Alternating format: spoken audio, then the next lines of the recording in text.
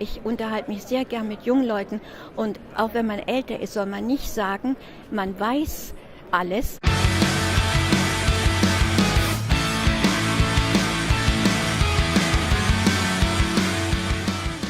Also Sie haben jetzt ja gesagt, dass Sie schon bereits Vegetarierin sind, Ja, seit 30 Jahren. seit 30 Jahren. Ja. Also das ist ja zu einer Zeit gewesen, wo das Ganze sehr, sehr unpopulär war. Oh ja, also ich sag, als ob ich einen Charakterfehler hätte. Und als ich noch gearbeitet habe, dann waren wir zum Weihnachtsessen und da sagte die eine Sekretärin, ja, wir melden uns an, aber da ist ein Vegetarier dabei. Und da musste ich so lachen, kam mir vor, als ob ich ein Außerirdischer wäre.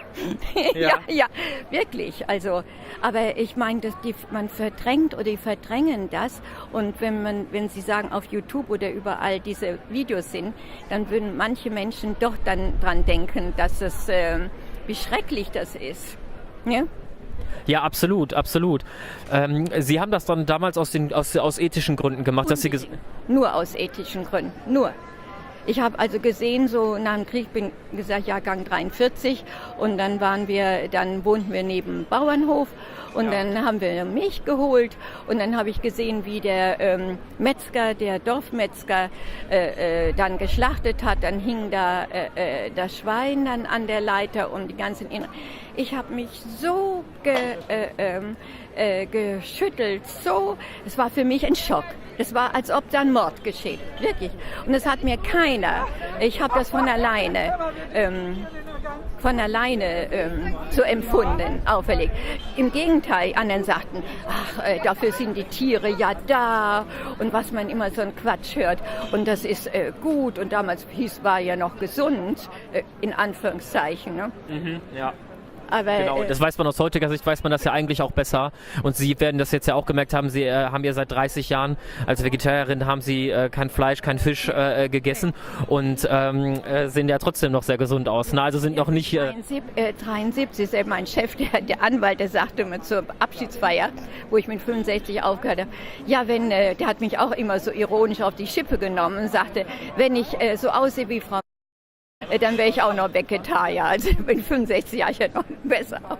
Ja, aber das ist natürlich prima, weil da gehen Sie ja mit als leuchtendes, als positives Beispiel gehen Sie ja damit eigentlich voran und die Leute sehen das, ja. Und man muss nicht in Sack und Asche gehen. Ich bin sehr für Mode. Ich meine, muss jetzt nicht, damals war eine Vegetarier, dass sie dann so schmal aussehen. Man muss ja nicht unbedingt, oder als Veganer muss man nicht unbedingt schmal also jetzt so aussehen, als ob man am Zahnfleisch ging. Man kann trotzdem modisch sein und kann dem Leben zugewandt sein und glücklich sein. Man muss ja dann nicht so leidend umherlaufen. Ja, absolut, das finde ich auch. Jetzt haben Sie ja gesagt, also was ist denn jetzt noch bezüglich Milch und Eier? Da frage ich jetzt einfach nochmal nach. Wie sieht es denn, was ist denn da Ihre Einstellung zu? Eier kann ich auch schon überhaupt nicht essen.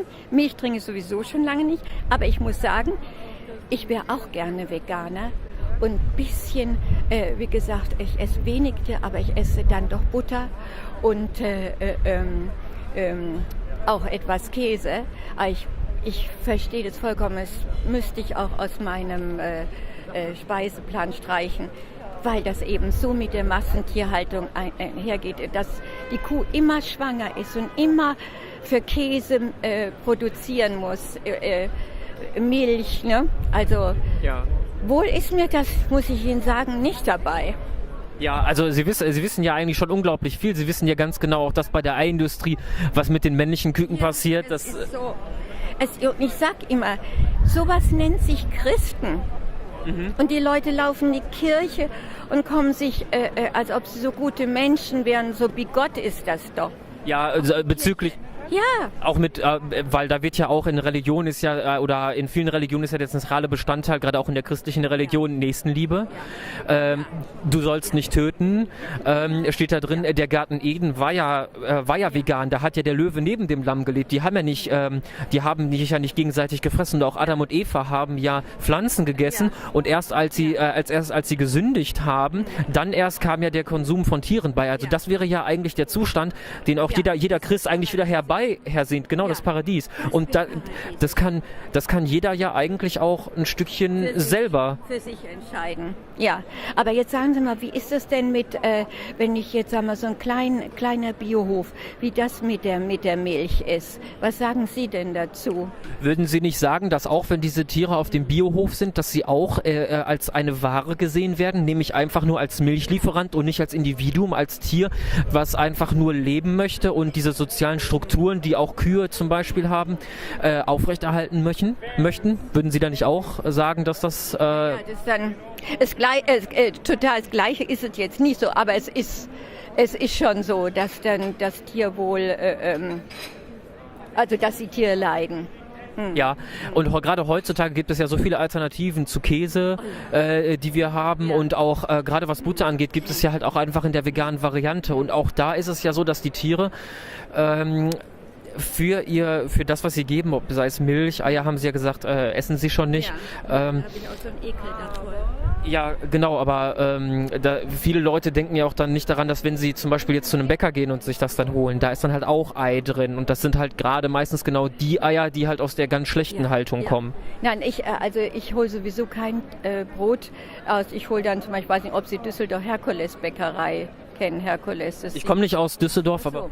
Die haben selbst pflanzen das selbst ein. Natürlich haben die dann sicher auch dann Milch bei ihr. Aber im Roggenbrot, so kommt es ja gar nicht rein. Da kommt gar nichts Tierisches rein. Kommt ja auch keine Butter rein. Ja, genau. Kommt Hefe und Wasser und dann eben die Enzyme. Oder die machen das ja selbst, die Sauerteig. Ne? Ja. Ja, das esse ich auch. Aber wie gesagt, ich müsste das noch schenken. Ich habe jetzt auch ein paar Mal vegan gekocht. Der wird Ihnen ja... ein rotes Tuch vielleicht sein, der Attila Hildmann. Na klar.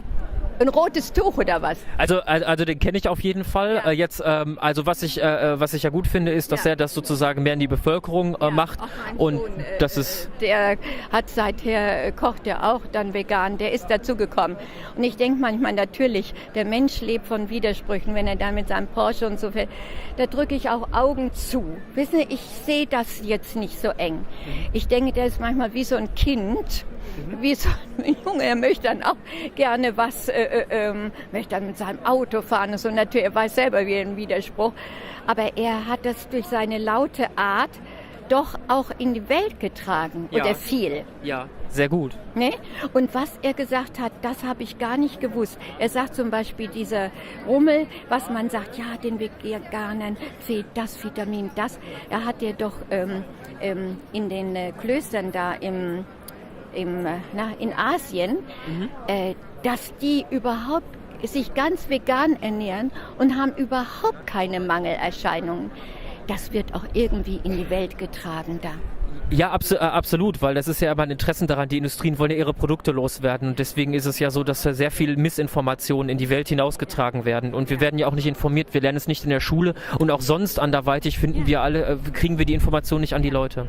Die sogenannten Wissenschaftler, die dann sagen, vegan wäre bei Kindern tödlich und so, die werden nämlich gekauft, Ja. die Wissenschaftler, und die haben dann so ein Mäntelchen der Wissenschaft umhängen, und dabei sind sie nur für diese Industrie arbeiten die. Und das wissen, dann heißt der Doktor, Professor, ne, das weiß ich von einem, ich weiß nicht, sind Sie zu jung. Mein Weg war mit der Aufklärung der Dr. Brucker. Sagt mir nichts. Ne. Aber kennen Sie Hacketal? Sagt mir auch nichts. Nicht. Aber der Dr. Brucker war ein Kämpfer.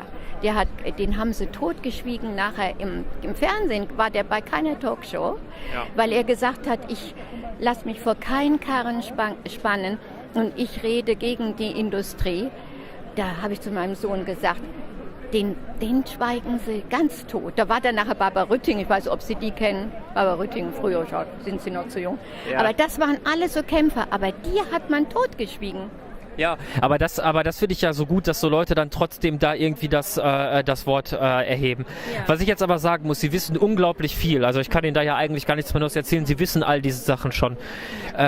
Ich hoffe, dass wir mit unserem Gespräch heute Sie vielleicht noch mal so ein bisschen daran erinnert haben, dass es halt wichtig ist, ja, dass man da vielleicht, dass Sie noch mal so eine neue Motivation gefunden haben, ein bisschen mehr darauf zu achten. Wenn ich Ihnen jetzt eine Visitenkarte mitgebe, wo unter anderem auch Buchempfehlungen drauf sind, würden Sie sich dann vielleicht mal so ein Buch irgendwie zulegen und dann durchlesen zu dem Thema? Im Internet mal gucken, ja. Genau, im Internet auch, habe auf YouTube sind auch ein paar Videos drauf, die, also alles, was da drauf ist, ist halt deutsch, wenn ich Ihnen das gebe. Aber, wie gesagt, also ich weiß darum mit dem Tierleid. Ich würde mir die Bilder aber jetzt, weil ich es auch weiß, gar nicht mehr angucken wollen. Das müssen Sie auch gar nicht. Ich bedanke mich bei Ihnen für das tolle und offene Gespräch. Sie wissen ja schon sehr, sehr viel. Ja.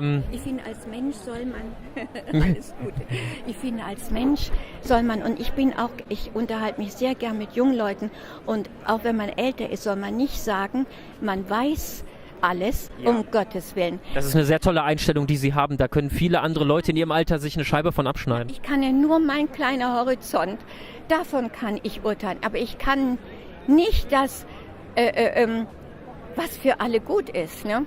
Ja, Sie nehmen mir die Worte aus dem Mund. Es ist eine sehr tolle und offene Einstellung. Ich bin nix. Also ohne das, wissen wie ich meine. Ja, ne? super, super. Das mit dem, ich will hoffen, dass ich da noch, Sie haben mir einen guten Anstoß noch gegeben. Das freut mich zu hören. Alles Gute. Dankeschön Ihnen auch. Tschüss. Okay, tschüss.